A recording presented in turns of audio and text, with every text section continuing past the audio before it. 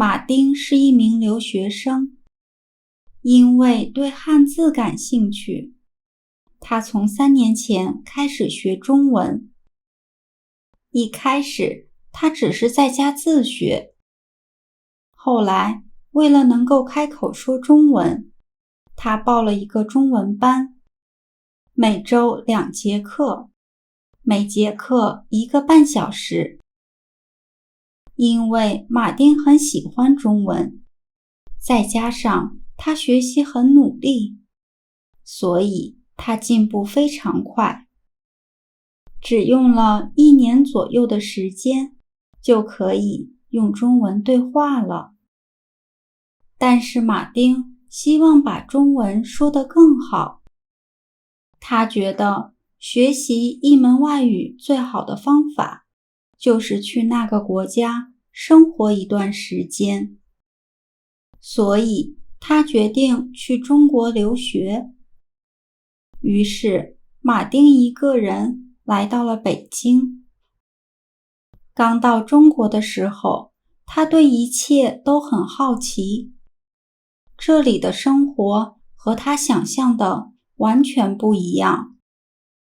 他觉得很难听懂中国人说话，因为他们说得太快了，而且很多词他都没有在课本里学过。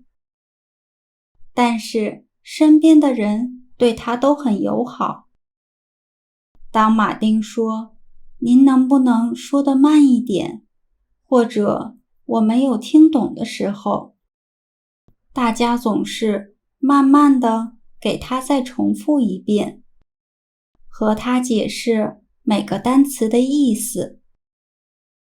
在中国生活的这段时间，马丁的中文进步得很快。他还认识了很多新朋友，有的是中国人，有的和他一样，是来自其他国家的留学生。他们的共同爱好是学习语言和旅行。他们经常在一起学习，相互帮助。假期的时候，还会去中国的其他城市旅游。明年，马丁就要回国了。